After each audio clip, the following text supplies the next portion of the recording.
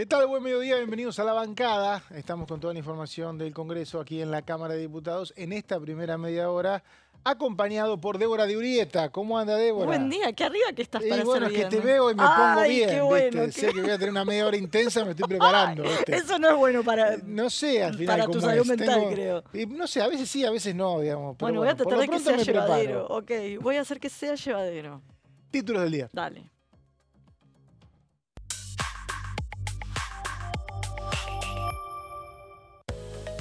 Comisión de Asuntos Cooperativos, Mutuales y ONGs. Amplia jornada con representantes del sector, quienes reclamaron cambios legislativos.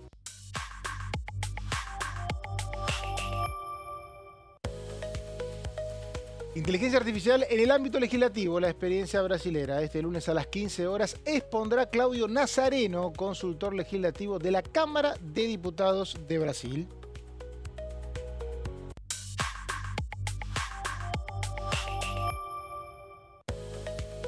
La IDATN, el Poder Ejecutivo Nacional, vetó el proyecto de ley que buscaba redistribuir los aportes del Tesoro Nacional. Bueno, recién decíamos la gran audiencia que tuvo ayer la comisión. Decíamos, lo completo es asuntos cooperativos, mutuales y organizaciones no gubernamentales. Recién resumíamos con ONG. Una comisión que preside el diputado Eduardo Tonioli. Sí, un gran tuitero. Un gran tuitero y que ayer tuvo casi, por lo menos hasta recién veíamos casi 5.000 personas que se conectaron a verla, porque claro, toda la actividad cooperativa del país, mucho arrocero correntino, me acuerdo en las veces que hemos escuchado esas reuniones, quieren saber cómo va a funcionar las reglas del juego. Y bueno, es una comisión que cuesta que tenga que dictaminar, muchas veces son informativas las reuniones, sí. pero tienen mucha audiencia porque hay mucha gente alrededor del país interesado en esto, ¿no? Sí. Uno acá camina por la zona y obviamente no te preguntan por esta comisión, pero tiene mucha... ¿A vos te preguntaron por esta comisión? Te preguntó Tonioli. Bueno, pero tiene de alguna manera, mucha recepción federal, ¿no? Exactamente. ¿Y qué te iba a decir? También tuvo esta semana mucha recepción lo que tiene que ver con energía, ¿viste?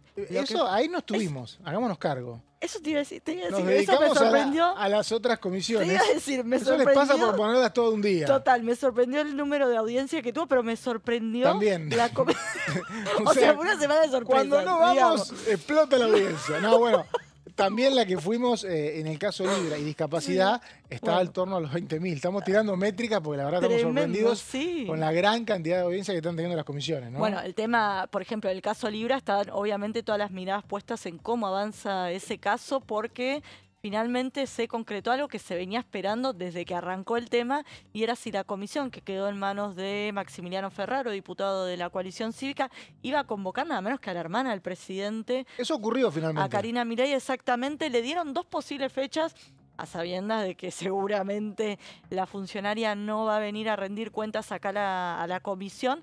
Recordemos que ya hubo un intento de traer funcionarios a través de 3 pedidos de interpelación o 4. Que sí vino Guillermo. No son interpelaciones. No. Sí. Digo, en el recinto. ¿Te acordás cuando no vino ni Cuño, ni Varona, ni Luis Toto Caputo? Exactamente, eso fue en el recinto que finalmente estuvo Francos. Solo Francos. Porque como tiene la posibilidad de ser instituido por el Congreso, tuvo que venir. Exactamente. Pero bueno, ahora lo que está viendo son citaciones a la comisión. Bueno, en la comisión también hubo 2 antecedentes que no vinieron. Por un lado, Sicabo, que estuvo al frente de la UTI, esta unidad de trabajo investigativo. Sí, en realidad es la unidad que se armó de trabajo en el Ministerio de Justicia para investigar el caso Libra. Para investigar el caso Libra, y tampoco vino el titular de la OA, de la Oficina Anticorrupción. Mandaron cartitas, ¿no? Cartita diciendo que se superponía con lo judicial. La respuesta de los diputados es, no saben lo que le vamos a preguntar, así que no saben si se superpone. Y de última, si ven que corre peligro la investigación judicial, pueden no excusarse, que es lo que hizo mucha gente en el juicio político de 2023. El artículo 118, ¿eh? Claro, bueno, el 18 creo. Ah, 18. No podés declarar contra vos mismo. Entonces, si te preguntan algo que es parte de una causa judicial o si yo no puedo hablar porque tengo en este momento una instrucción judicial. Exactamente, y de hecho pueden venir los invitados o los testigos, pueden venir con un letrado al lado que les diga, eso no lo respondas porque te fue. ¿Cómo está la situación de Sicabo y Melik? ¿Cómo está? ¿En qué sentido? ¿No vinieron? ¿La volvieron a convocar? Bueno, los van a volver a convocar o ya no sé si ya concretaron oficialmente el trámite, que de hecho salió una nota y también lo contó el propio Ferraro, Salió una nota en el diario La Nación de Hugo Alconadamón contando que el titular de la Oficina Anticorrupción ni siquiera fue a recibir la notificación. Pero eso finalmente sí, cuando se la dieron. Digamos, si respondió, se bueno, notificó. pero se la tuvieron que colgar en la puerta porque no fue. Lo publicó, en realidad lo publicó en un tuit, Ferraro, primero lo dijo el Ferraro viernes pasado. Y después lo sacó una nota un poco más detallada Hugo Alconadamón. Hubo varias notas, sos fanática bueno, yo leí la de Hugo Alconadamón, claro, perdón. Bueno, hubo varias notas, qué sé yo. Bueno, yo cito lo que leí. Y, ¿cómo se llama? Y si no vienen otra vez, se vuelven a ausentar. Recordemos que el reglamento que se votó los diputados pueden acudir a un juez y que un juez puede o no hacer uso de la fuerza pública y obligarlo a que venga a comparecer ante la comisión. Bueno, a Karina Milei, para que tenga margen, le dieron 2 fechas tentativas y hasta se le ofreció la posibilidad de que la comisión se constituya en la Casa Rosada para que ella no se tenga que trasladar. Ayer vi la nota que le enviaron, no hacían alusión tanto a eso, sino a que le decían, elegí otra fecha si querés. Claro, le dijeron que no pase la primera... Tampoco es mucho más, porque la comisión... Que no pase la primera funciona... semana de octubre, le dijeron. Sí, la comisión, creo que le dicen de este mes. La comisión no puede funcionar más allá del fines de octubre, entonces tampoco pueden esperar... lo que sí, hoy vence el plazo para que el presidente Javier Milei responda las 9 preguntas que le hicieron la semana pasada, que le hizo la comisión la semana pasada, que se las envió, que sí fue notificada fácilmente. También tiene 5 días hábiles la secretaria general, que es Karina Milei, para responder si quiere venir el 23, si quiere venir el 30 o si quiere elegir otra fecha. O si quiere que vayan a la Rosada. Sí, exactamente. Bueno, y también tuvimos otra de las comisiones que vos decías, hoy estamos en modo audiencia, la de discapacidad que preside Daniel Arroyo. ¿No había lugar en la sala? No había mesa en la sala. No había mesa en para la sala, los periodistas que necesitamos trabajar. Porque es una sala chica. Pero una sala chica porque viste que están en modo mesa en el gobierno nacional. Voy a pedir que manden una mesa para los periodistas acreditados. Me parece que hay que ver que hay ciertas comisiones que están teniendo mucha más convocatoria de la que se pensaba originalmente. Y eso tiene que ser contemplado al momento de la organización. Porque esa comisión, decíamos, no había lugar en la sala, una sala chica explotada de gente, periodistas. También diputados que no forman parte de la comisión. Invitados especiales y también las métricas eran altísimas inmediatamente. O sea, mucha gente la vio en vivo, la comisión, que se avanzó en la posibilidad de cambiar el ANDI, ¿no? Exactamente, avanzar con una democratización, así se llama el proyecto que impulsa Unión por la Patria, con Juan Marino como principal impulsor de esa iniciativa, que justamente lo que busca es que haya un cuerpo colegiado al frente de la Agencia Nacional de Discapacidad, que obviamente quedó en el centro de la escena a partir de que se conocieron los audios de el ahora ex titular de esa agencia, Diego Españolo, y también... apenas arrancó esa comisión, Daniel Arroyo fue muy claro porque eso fue tremendo. La comisión se reunió al día siguiente de que finalmente se comunicara por parte del Senado a la Casa Rosada que el Congreso de la Nación, puntualmente el Senado, había insistido con la emergencia en discapacidad. O sea, las dos cámaras, el Senado fue la última. Fue la segunda, exactamente. ¿Qué fue lo que dijo Daniel Arroyo? El jefe de gabinete, Guillermo Francos en este caso, ya está habilitado, si se quiere, o ya está obligado. Obligado. No es habilitado, obligado, total, no me salía la palabra, a reasignar partidas presupuestarias tal cual contempla el proyecto, la ley ya. Es un trámite de rutina que hace. Exactamente, que todo el tiempo, sobre todo considerando que no hay presupuesto desde 2 años. Más frecuente hacer eso. Más frecuente, entonces ya está obligado el jefe de gabinete a reasignar partidas presupuestarias para que se ponga en marcha la implementación de la ley y también ya puede actualizar los nomencladores y también ya se tiene que tratar con respeto a las personas con discapacidad. Recordemos aquel decreto que usaba una terminología que había quedado en recontra. Ese decreto finalmente se derogó, pero me parece que producto de esta ley y empezando a cumplir la ley, un poco temeroso me animo a decir, el ministro de Salud, Alberto Lugones, que es la persona que tiene a cargo la superintendencia de servicios de salud. O sea, es la que tiene a cargo los fondos con los que se pagan las prestaciones, que no son fondos nacionales todos, sino que son fondos que administra del sistema de salud en su conjunto. Bueno, el ministro de Salud ya suspendió las auditorías, las suspendió en el momento que se rechazó el veto, y el otro día avanzaron varios proyectos para eliminarlas definitivamente y para darlas de baja y hasta para restituir algunas pensiones que se dieron de baja. ¿Sabés que yo leí esa nota de que se habían suspendido las auditorías y le escribí al Ministerio de Salud y me dijeron que no se habían suspendido las Ah, no, las bajas, perdón. No, directamente.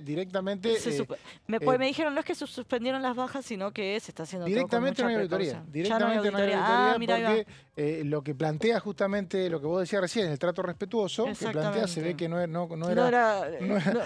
equivalente a las auditorías que se estaban haciendo. Y el martes próximo va a haber otra reunión a las 12 de la Comisión de Discapacidad, y ahí se va a avanzar mucho con este tema de las pensiones por discapacidad, cómo fue que se dieron de baja, qué sistema se usó.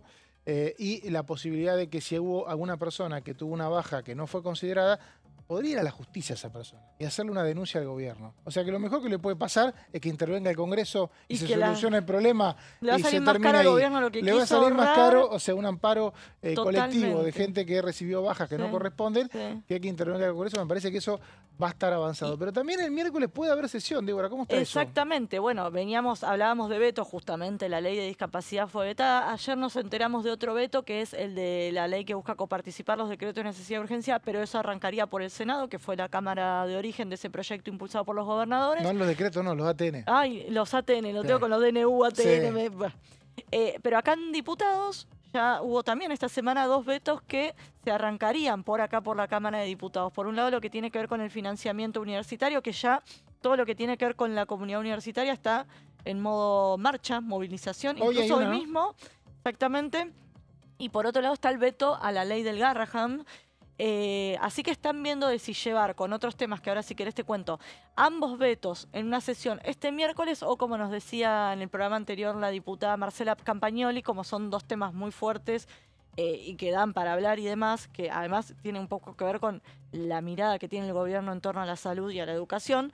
Hay que ver si no se hace en 2 sesiones separadas o en una única sesión, y también una serie de emplazamientos que tienen que ver con el tema del Andis por un lado, pero... El miércoles está convocado fentanilo, ¿no? También, eso te iba a decir. A las 14 convocaron. Bueno, había mucho enojo, como esto es una falta de respeto, llaman a los familiares del fentanilo cuando se sabe que puede haber una sesión. Bueno, también lo que se busca es emplazar a la comisión, aprobar en el recinto la creación de una comisión investigadora, o bien emplazar a las comisiones que deben tratar la creación de esta comisión, puntualmente a asuntos constitucionales, que encabeza Nicolás Mayoraz, que se venía de alguna manera, venía evadiendo un poco que la comisión avance en la creación de una comisión investigadora. Bueno, recién hablabas del tema universitario, no sabemos si va a ser este miércoles o el otro, pero tarde o temprano se va a tratar en este recinto de la Cámara de Diputados el veto del presidente Javier Milei a la ley de financiamiento universitario. Ayer la diputada Blanca Osuna de Unión por la Patria esto decía al respecto. Esta voluntad que ha expresado el gobierno a través de decisiones administrativas, de decisiones de la ministra Petovelo y de Torrendel y de él mismo, de desfinanciar la educación pública en términos generales, ¿no? Creo que lo de la universidad marca un punto de inflexión estratégico, porque en realidad la universidad pública hoy está transitando una grave crisis producto justamente de la falta de recursos. Pero hay 2 cosas que me parecen importantes y claves. Primero, bueno, desconozco que viene en el presupuesto, en este proyecto de presupuesto que el presidente evitó antes tratar. Y en consecuencia creo que somos el único país del mundo con sistema democrático que no tiene presupuesto a 2 periodos seguidos. No existe eso en el mundo y en las democracias, pero bueno, acá en la Argentina eso sucede, lamentablemente. Esperamos entonces el proyecto de ley que, como fija la Constitución y las normas, debe presentarse hasta el 15 de septiembre. Pero a su vez el presidente... Diputada Blanca Osuna, recién estábamos compartiendo algunos datos con Débora Durieta, porque no sabemos si la sesión va a ser el próximo miércoles. Creo que va a haber una el miércoles. Pero... Sí, para mí es seguro. Además estaba pensando otra cosa cuando me preguntaste, que como implica mucha movilización en las calles, también creo que se está pensando en eso. Si superpones los dos temas en una única sesión y capaz no le das visibilidad a lo que está pasando en la calle, o... Tampoco que se tengan que quedar hasta la madrugada o lo que fuere, pero lo que hay le que toca ver al cómo final. se plantean los vetos, ¿no? Porque, a ver, lo que vimos, por ejemplo, en la sesión de diputados, cuando se plantearon los dos vetos, el de jubilaciones y el de discapacidad, como había mucha tensión por los números, y la Cámara de Diputados es una Cámara donde no es fácil para la oposición conseguir 2 tercios, quieren debates cortos. Exactamente, para no perder algunos que se te escape. Totalmente. De hecho, en el caso de jubilaciones, hubo 2 tercios para admitir el debate, después no hubo para insistir con la ley. O sea que si se hace eso, esto que decís por ahí no sería un tema, porque serían rápidos, pero claro, la calle sería poblada. Exactamente, pero por eso, como dicen, son 2 temas muy importantes. Yo creo que quieren hablar... A ver, los números para ambos temas están bastante holgados a favor de la oposición. Decís que hay 2 tercios tranquilos. Por lo menos cuando se votó en la primera vez, sobre todo el del Garrahan tenía el Garrahan tuvo los más números, fácil, sí, exactamente. Porque muchos del PRO se fueron. Exacto, pero ese es el tema también, que hay muchos ausentes que podrían ser a los que apela el gobierno para reunir el famoso tercio de 86 diputados. No la veo, pero... Está muy difícil porque el tema también que en esa época nos había roto el bloque oficialista. Ahora hay 3 votos que estaban en negativo perdiste, y ahora pero están para también positivo. hubo un par de alianzas electorales, pero tampoco te suman pero ni de ya casualidad. se notaron en esa votación. Por eso, no, ya yo no la veo. Ya estaban vislumbradas esa votación. Por eso yo creo que si aspiran a una sesión larga es porque confían en que los... O por ahí no larga, pero digo, sí, que tenga visibilidad el tema, quiero decir. Tenés razón, ¿no? porque te decía, en el Senado, el tema de discapacidad, como estaban sobrados los votos, no querían votar rápido. Estuvieron 5 horas hablando. Y era una tranquilidad de que la votación iba a salir por los tercios, como finalmente ocurrió. Bueno, pero uno de los temas que hablábamos, que decía recién Débora, tiene que ver con el fentanilo. El miércoles decíamos va a haber, o por lo menos está convocada, no sabemos si se va a trasladar para otro día, un plenario de comisiones para crear una comisión investigadora sobre las muertes por consumo de fentanilo. Nosotros acá con Débora fuimos medio los que dimos en su momento la primicia del proyecto de Silvana Giudici. Que se metió en un brete. Que se metió en un brete Giudici de alguna manera. Que se metió en un brete porque finalmente no la apoyó tanto el oficialismo, ahora sí, pero por lo pronto lo que sí hay es un proyecto del diputado Pablo Sheldin para jerarquizar el ANMAT, que es un poco el organismo que tendría que haber evitado esto, ¿no? Exactamente, y ahora es tremendo cómo todos los temas que viene tocando el Congreso, de alguna manera, el Congreso no, la Cámara de Diputados, en los últimos días de alguna manera tocan el tema salud, y el domingo cuando fue el acto en La Plata, ¿a quién respaldó el presidente Javier Milei con nombre, apellido y lo paró al lado? Fue nada menos que al ministro Lugones, que está en la mira por lo del Andis y ahora también por esto del ANMAT, que si querés te cuento un poco de qué va el proyecto de Pablo Sheldin. Pablo Sheldin, recordemos que es el titular de la Comisión justamente de Salud.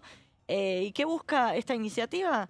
Crea por ley la Administración Nacional de Medicamentos, Alimentos y Tecnología Médica, más conocida como la ANMAT, que fue la que se empezó a mirar a raíz de lo que fue el caso del fentanilo adulterado, de si se hicieron o no los controles Es la que tienen que habilitar o no los lotes que se trasladan. Exactamente. Y después ya no hay trazabilidad, eso dicen. Bueno, exactamente, que eso lo quitaron, entiendo, durante el gobierno de Mauricio Macri, según eso dijo la diputada Victoria Tolosa Paz. Exactamente. Bueno, también lo que plantea Sheldin es declarar de interés nacional las acciones dirigidas a la prevención, resguardo y atención de la salud de la población. Y algunos de los puntos salientes de este proyecto de ley es dotarla de mayor jerarquía normativa, autonomía administrativa y recursos propios, y que también tenga un rango legal. Porque recordemos que la ANMAT fue creada en el año 92 por decreto durante nada menos que el gobierno de Menem, Carlos Menem en este caso, ¿no? Bueno, también el proyecto de Sheldin busca garantizar la estabilidad institucional y transparencia en sus funciones, y funcionaría en este caso como un organismo descentralizado del Ministerio de Salud. Y tendría entre sus atribuciones fiscalizar procesos de producción y comercialización, autorizar registros, aplicar sanciones, coordinar con otros organismos y actuar de forma inmediata ante riesgos sanitarios, por si te suena ese tema. Hoy es un organismo que depende directamente del Ministerio de Salud, no es descentralizado. Exactamente, y de hecho en un momento hubo rumores o trascendidos o operaciones de que se había sacado del Ministerio de Salud la ANMAT y demás durante el gobierno de Milei, pero lo cierto es que no, que depende de Lugones. Por eso te decía que llamaba la atención el respaldo que le dio el presidente en lo que fue el acto de La Plata. Lugones tiene 2 temas, uno la ANMAT y otro que, como decíamos recién, es el que tiene pisado los fondos de las prestaciones para discapacidad. Exactamente. Pisado, digamos, el que permitió que se licuaran. Exactamente, todo lo que tiene que ver con la Andis, que es el tema que tiene que... La Andis también depende de él. Exacto. Dependía también. Dependía. Como organismo Eso, descentralizado, perdón, dependía. yo te hablaba de eso. Ay, claro. sí, perdón, te hablaba de la Andis, no del ANMAT. La ANMAT, claro. La Andis, sí. La ANMAT, todo depende de él. Todo depende de salud, por porque eso... antes la Andis sí dependía de Secretaría General. O sea, que donde está Karina Milei.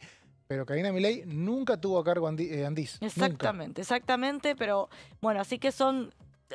hoy en los principales casos que incomodan al gobierno están bajo la órbita del lugar, no obviamente Libra, que es otro de los temas que destacan diputados, pero que están bajo la órbita de Lugones, el ministro de Salud.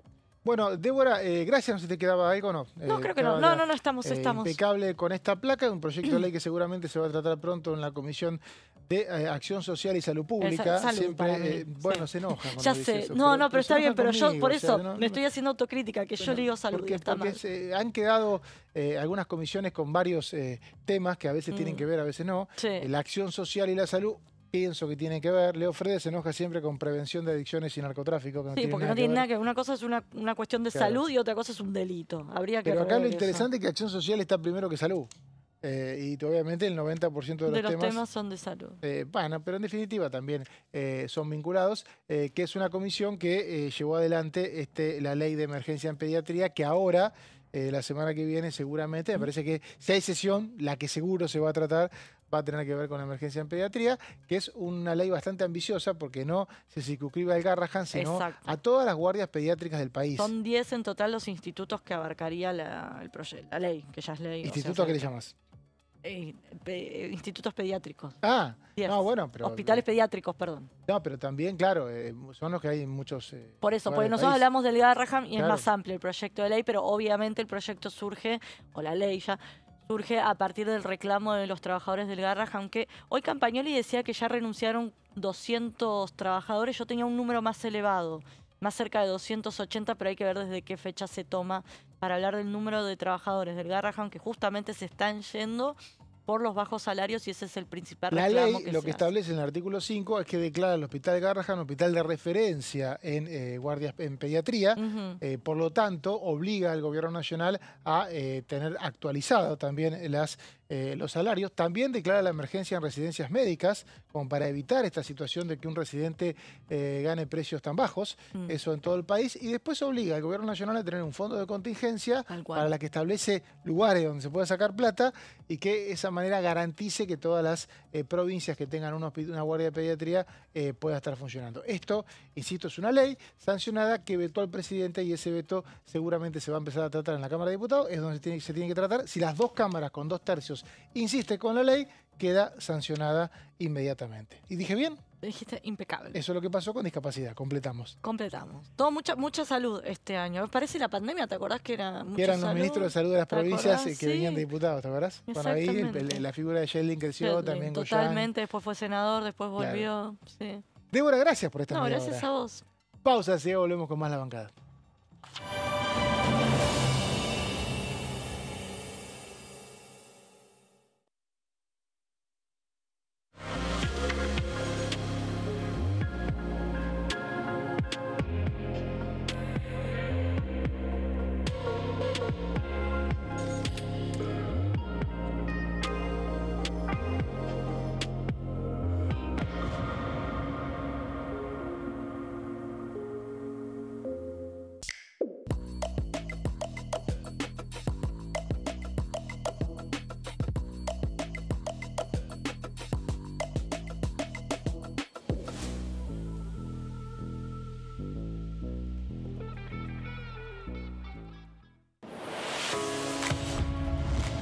¿Cómo funciona el Congreso?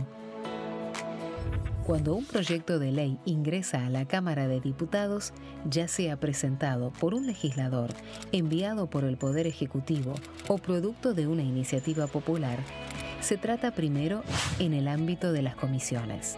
Las comisiones son el espacio de análisis y debate sobre los proyectos conformadas por legisladores de distintos bloques. Hay 46 comisiones permanentes que son centrales en la discusión parlamentaria, como Presupuesto y Hacienda, Asuntos Constitucionales o Legislación General. Existen también 32 comisiones especiales que tratan temas específicos. En su mayoría son bicamerales, es decir, que están compuestas por diputados y senadores, como la bicameral de trámite legislativo, encargada de analizar los decretos del Poder Ejecutivo. Para que un proyecto sea tratado en el recinto, debe contar con el apoyo de la mayoría de los integrantes de las comisiones a las que haya sido girado. Al finalizar una reunión de comisión, se dictamina sobre la pertinencia de tratar el proyecto en el recinto. El dictamen puede plantear la aprobación del proyecto o su rechazo.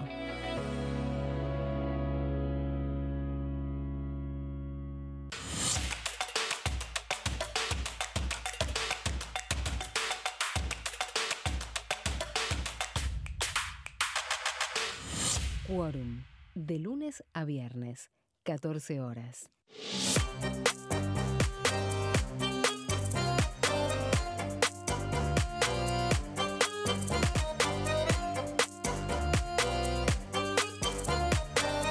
Plenario. De lunes a viernes, 15 horas. ¿Cómo funciona el Congreso? Las sesiones son el espacio donde los diputados debaten proyectos de ley para su aprobación, modificación o rechazo. En una misma sesión pueden tratar varios proyectos de ley. Las sesiones ordinarias comienzan el 1 de marzo, cuando el presidente de la Nación inaugura el periodo ante la Asamblea Legislativa y se extiende hasta el 30 de noviembre. El Poder Ejecutivo puede convocar a sesiones extraordinarias o prorrogar las sesiones ordinarias. La sesión es dirigida por el presidente de la Cámara de Diputados, que administra el uso de la palabra y las distintas instancias del funcionamiento.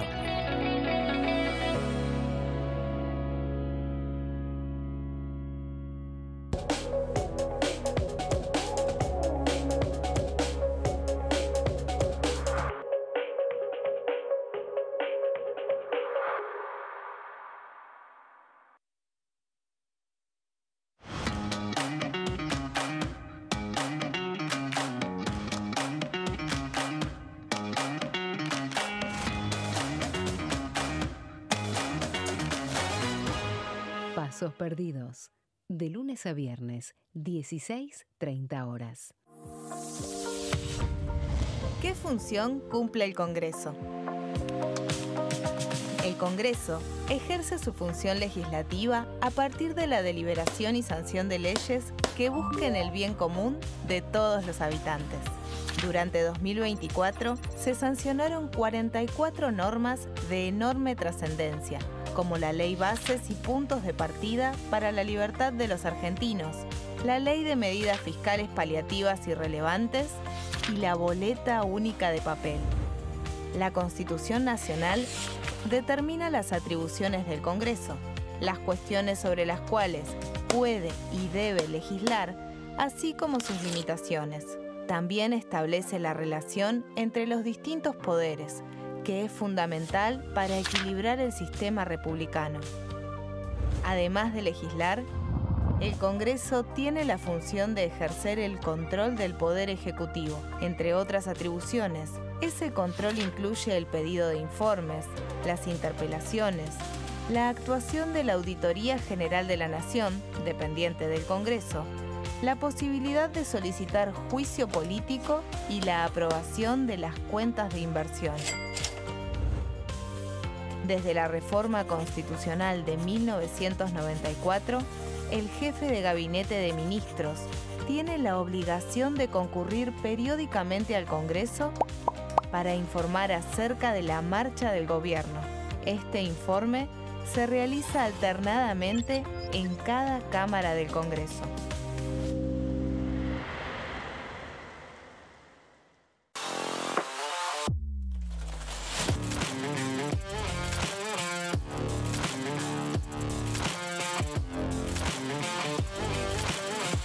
Orden del día, de lunes a viernes, 11 horas.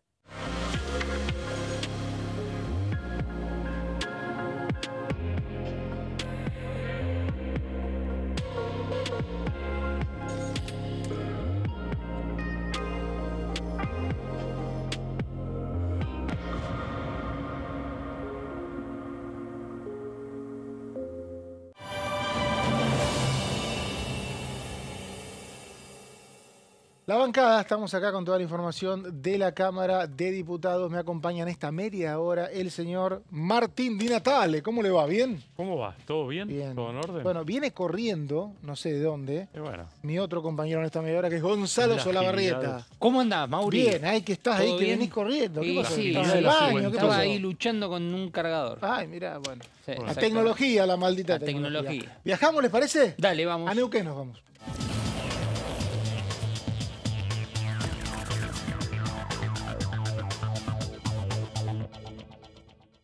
Nos saluda Osvaldo Yancafilo, diputado nacional del Movimiento Popular Neuquino. ¿Cómo le va, diputado? ¿Bien? Buenas tardes, ¿cómo están? Sí, muy bien, aquí por la provincia. ¿Por Neuquén Capital?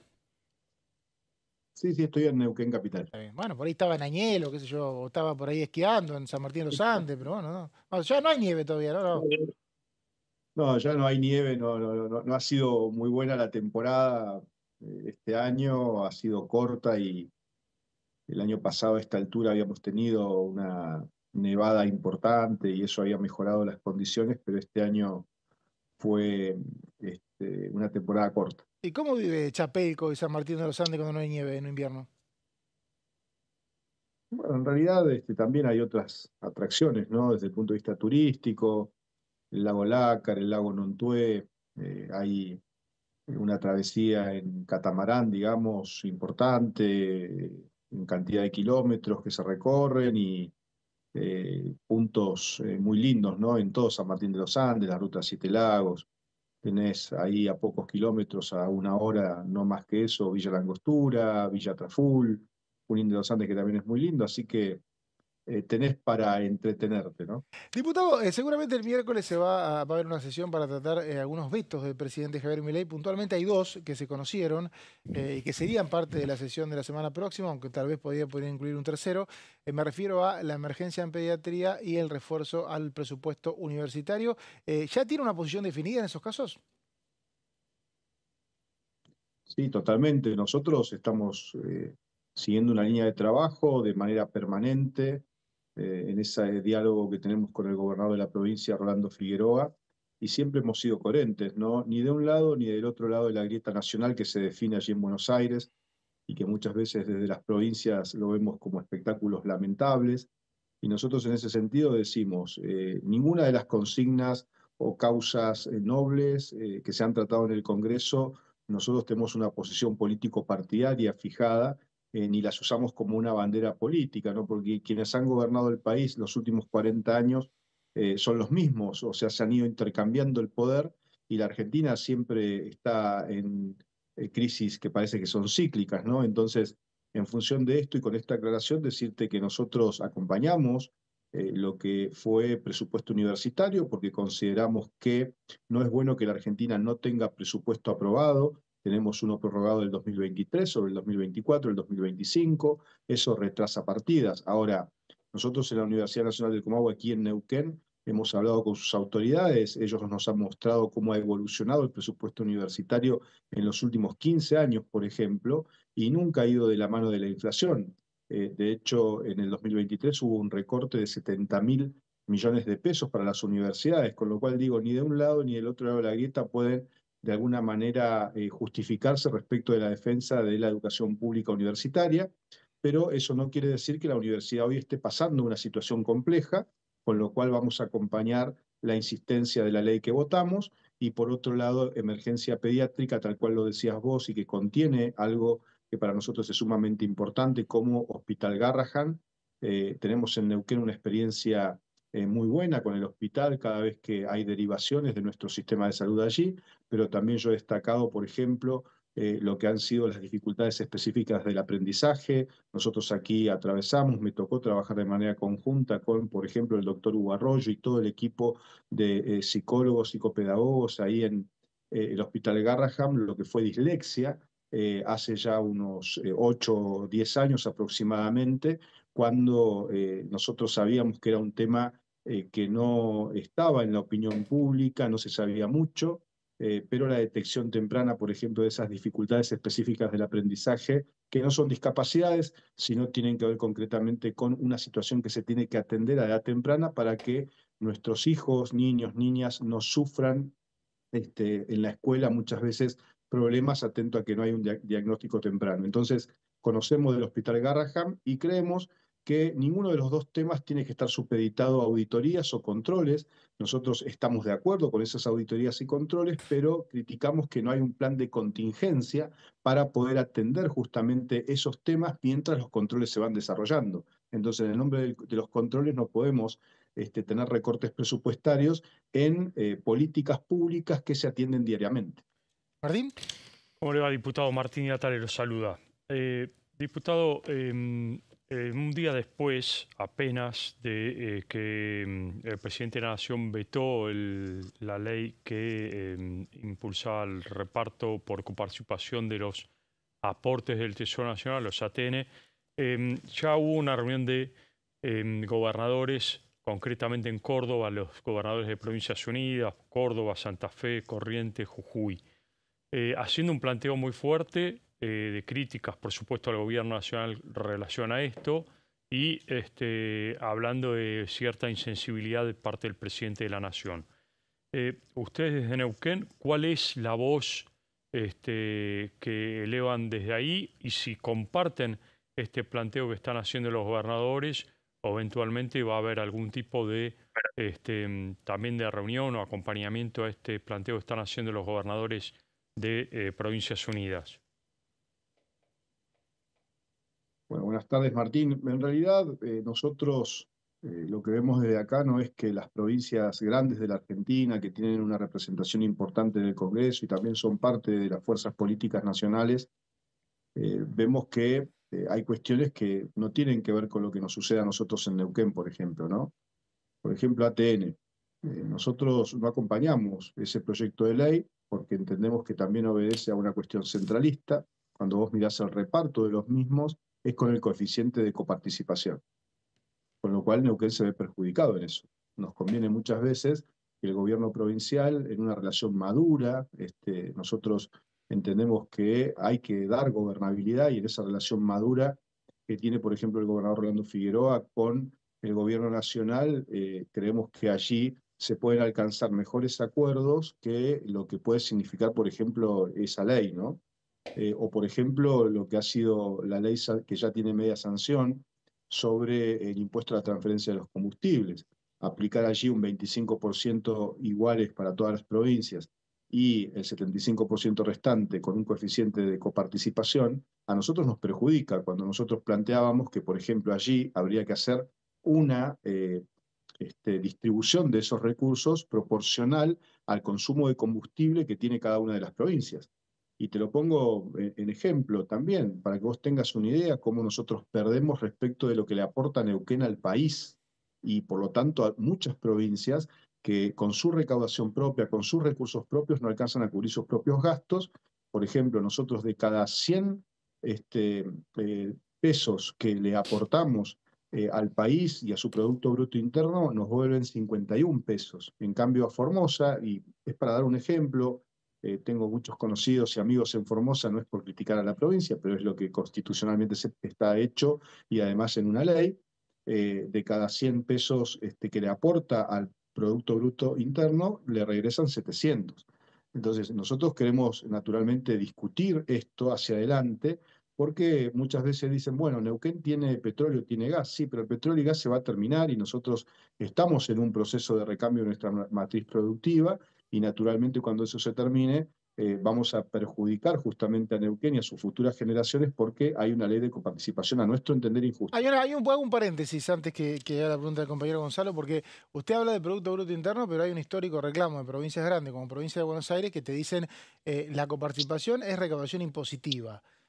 Si medimos Producto Bruto Interno, también las provincias grandes podrían hacer el mismo reclamo, pero como se mide por cuestión impositiva, porque es una masa de recursos, lo que te dice Buenos Aires es yo te aporto el 40% de esa masa de recursos y resulta que recibo el 20% y tengo poblaciones vulnerables en cantidades muy grandes como en el Gran Buenos Aires, por lo tanto eso también se querría revisar. ¿Se puede plantear una nueva ley de coparticipación con tantas posiciones que parten de lugares distintos? Es muy buena tu reflexión porque en realidad al ser una ley acuerdo es complejo. Yo tengo que hablar por Neuquén. y allí hay una cuestión que naturalmente cada diputado, cada senador va a defender respecto de lo que representa, ¿no? Yo lo que sí digo es que muchas veces en este tipo de discusiones se prioriza un debate partidario y no un debate justo sobre las provincias. Por supuesto que Buenos Aires tiene todo el derecho a poder hacer un planteo respecto de esto y tiene que ser bienvenido, como también lo puede hacer Neuquén. Yo creo que no tiene que haber diferencias en la Argentina. Si queremos realmente una Argentina federal, no seamos tan federales cuando estamos en campaña, que es lo que le pasa a la mayoría de los candidatos a presidente, pero cuando les toca asumir son muy unitarios o muy centralistas. Creo que sí, que hay que dar el debate, ojalá se pueda dar, cada uno explicará su posición, hará el análisis correspondiente, pero ojalá esa ley de acuerdo se pueda llegar a discutir y, por qué no, llegar a un buen puerto en cuanto a un acuerdo general de las 24 jurisdicciones. Diputado Elian Cafilo, ¿qué tal? Gonzalo Solabarrieta lo saluda. Esta semana se desarrolló una comisión que tal vez entre tantos temas importantes de agenda y que ya se vienen hablando, dialogando, y que inclusive han tenido la medida del gobierno nacional, inclusive en el medio de todo esto se generaron dos dictámenes muy importantes vinculados a las energías renovables, tanto para el hidrógeno verde como para un marco regulatorio, ¿no? Básicamente del mismo y de las energías renovables en sí. Digo, ¿cuál es su opinión respecto a estos dictámenes? Entendemos que para Neuquén, que es una provincia de la Patagonia, este tipo de iniciativas suele ser de mayor importancia y relevancia, pero me gustaría saber su opinión respecto a esto. Nosotros estamos de acuerdo, Gonzalo, en líneas generales, en lo que tenga que ver, ¿no?, con el medio ambiente, lo que tenga que ver con la eficiencia energética. Estamos de acuerdo también en un esquema que hacia adelante profundice justamente y promocione todo lo que tiene que ver, por ejemplo, con el hidrógeno, pero también hay que tener en cuenta algo. Nosotros en este momento estamos en un proceso a nivel mundial de transición energética. Sí. Entonces, sabemos que hay energías que están consideradas dentro de ese proceso de transición energética. Una, por ejemplo, es la energía nuclear. Vos recordarás que hace un tiempo atrás se había dejado de hablar de este tipo de energía, ¿no? Porque habían sucedido cuestiones en el pasado que de alguna manera generaban prejuicios. Sin embargo, a partir de la inteligencia artificial, a partir de los servidores de las grandes compañías de Internet que hay en el mundo, están necesitando para poder contar con energía continua, ¿no? Bueno, ¿qué es lo que provoca, por ejemplo, energía continua? La energía nuclear.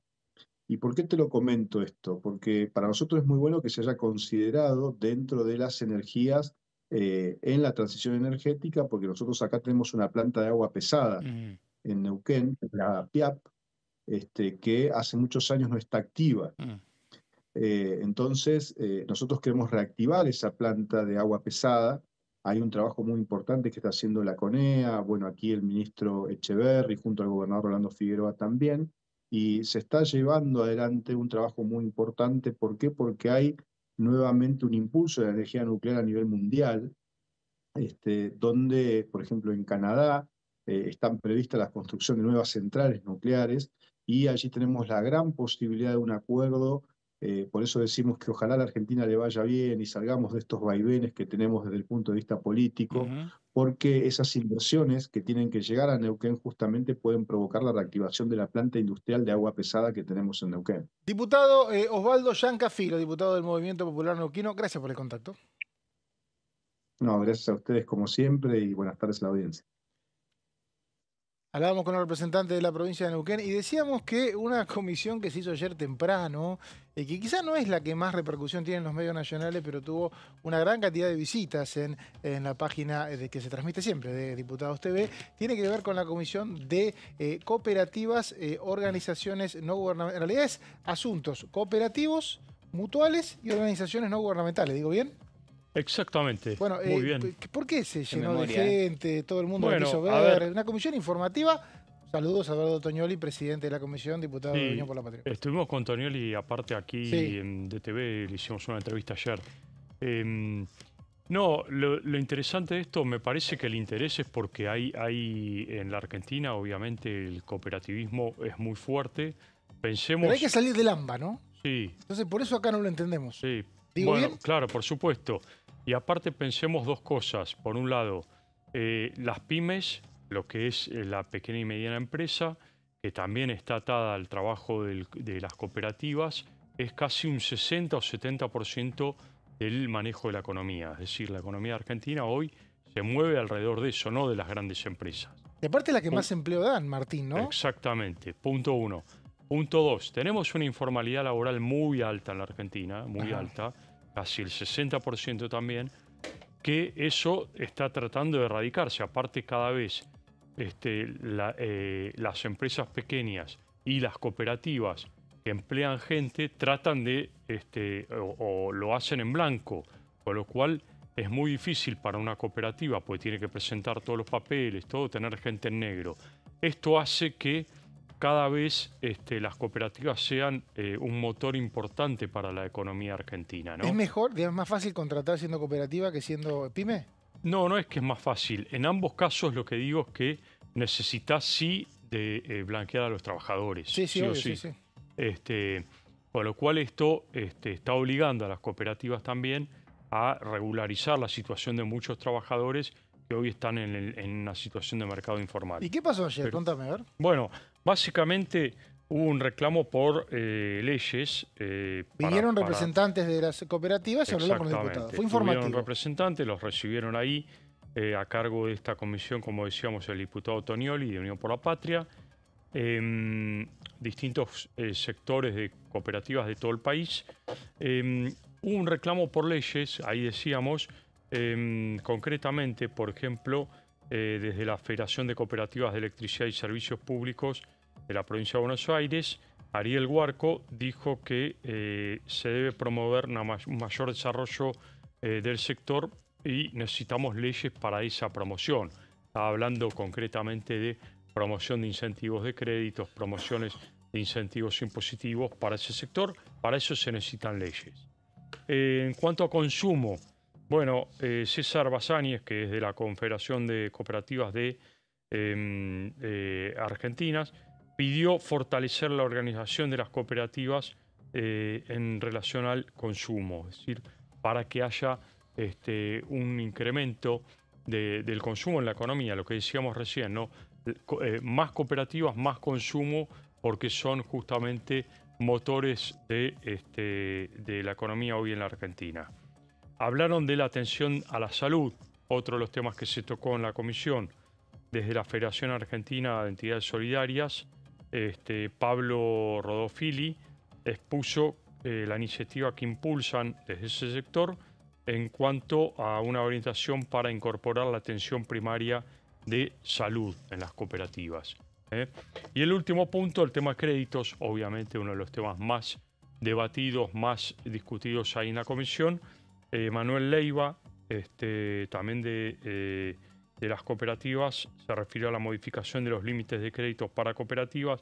Hoy por hoy tienen limitaciones, topes, y señaló que son menores el de las empresas del mismo tamaño y las cooperativas también generan inclusión en empleo, relacionado con las pymes, ¿no?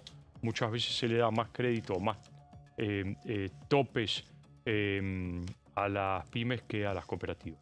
Gracias, Martín, impecable con el detalle de una de las comisiones más vistas de esta semana. No la más vista, porque discapacidad se vio un montón, Libra también, pero es una comisión que, como decíamos recién, por ahí no es parte de la agenda periodística nacional, pero es muy seguida desde todo punto del país. Lunes 15 horas hay una jornada sobre inteligencia artificial. Gonza, ¿de qué se trata? Y no será la única que estará referida a la inteligencia artificial. Está muy alto, Gonza, ¿no te sentaste? Estoy muy alto, ¿no? Gran debate el de la inteligencia artificial. Es un gran debate, sí, porque tendremos el lunes, en principio, una actividad vinculada a lo que significa, bueno, un marco regulatorio que se le quiere empezar a dar en la Argentina, con el protagonismo también y la participación de la experiencia en Brasil bueno, lo que hoy está tratando un poco a través, bueno, Claudio Nazareno, que es un consultor legislativo de la Cámara de Diputados de Brasil, va a estar brindando una conferencia aquí en la Cámara de Diputados sobre su experiencia. Escribió un libro, recientemente salió,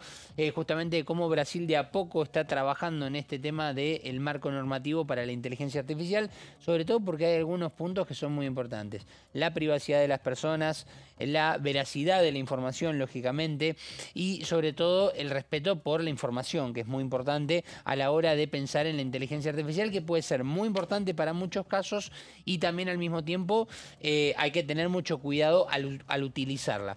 Esto será el lunes a partir de las 15, ¿sí? En este caso, donde, bueno, se hará esta conferencia. Pero el martes habrá una comisión justamente que va a estar a cargo de Goyan, el diputado Daniel Goyan de Unión por la Patria, que es el Ciencia, presidente. Tecnología e Innovación Productiva. Exactamente. La comisión que preside Goyan. El martes a las 14, justamente para hablar sobre el marco legal para desarrollo, implementación y uso responsable de sistemas de inteligencia artificial.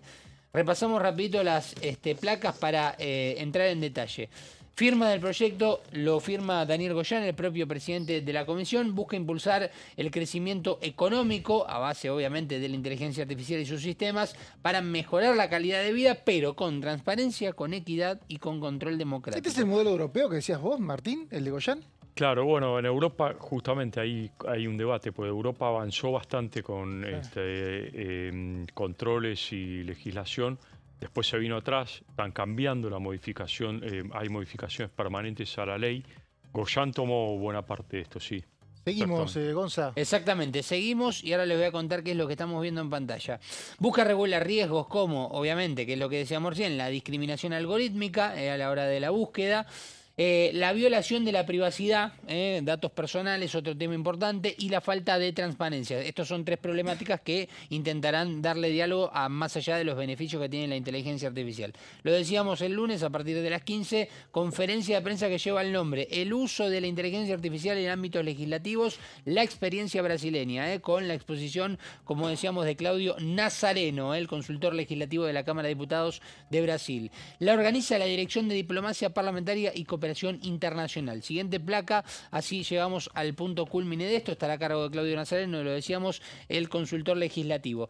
Y ahora vamos a ver lo que veíamos recién, justamente en pantalla, que era un poco la noticia, la novedad más importante que hemos tenido en las últimas horas, esta semana, y tiene que ver con que en Albania se generará la primera experiencia de tener una ministra directamente de inteligencia artificial para luchar contra, en principio, lo que implica, bueno, un tema muy difícil de solucionar, obviamente, que es la corrupción, lógicamente, y también para tener un orden en cuanto a la información, a la legislación, y en este caso será una experiencia extraña, fíjense que lo podemos ver con imagen de la web. Cerquita de Italia, ¿no? Cerquita de Italia, Albania y nomás, ¿no? Sí. Albania, sí, que hay una población muy grande, ¿no? Claro. De albaneses, ¿no? ¿Está bien? Sí, en está Italia, bueno... y puedo decir robot ahora, digamos. Sí, y es un tema que te diría que hasta inclusive en políticas migratorias lo podríamos extender, pero fue por lo cual también un poco ganó la actual titular, la presidenta de Italia. Bueno, este es el caso entonces de la primera ministra de Albania, entonces, que va a ser una nueva experiencia, lógicamente, a lo que es a nivel mundial el uso de la inteligencia artificial, pero que también va a ser parte de un gobierno. Algo que llama mucho la atención. Gracias, Gonza, un placer, por Mauri. este detalle. Gracias, Martín. Nosotros nos vamos. Ya llega Horacio Bon. Hasta el lunes acá a las 13 en la bancada.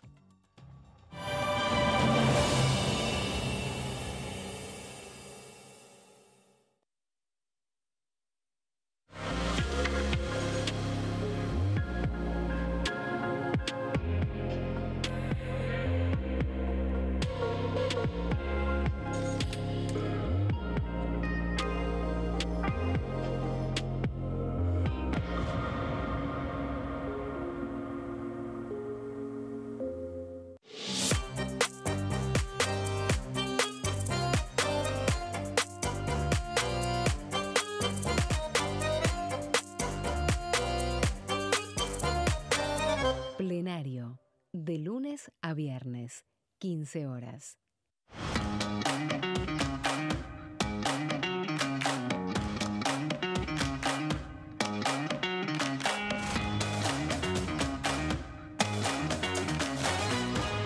Pasos perdidos, de lunes a viernes, 16:30 horas.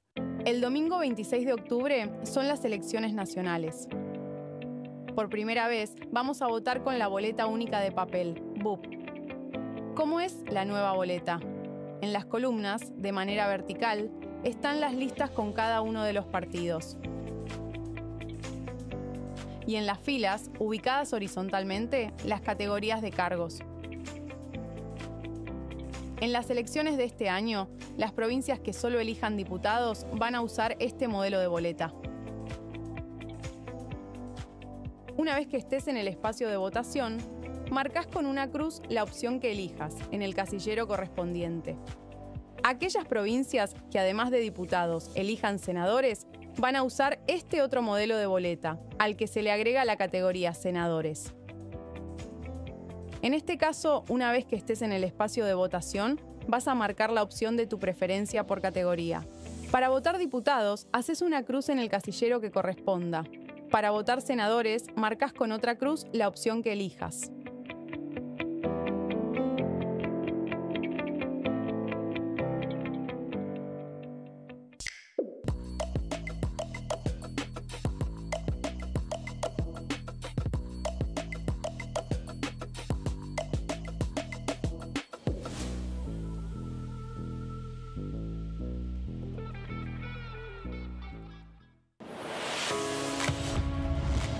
¿Cómo funciona el Congreso?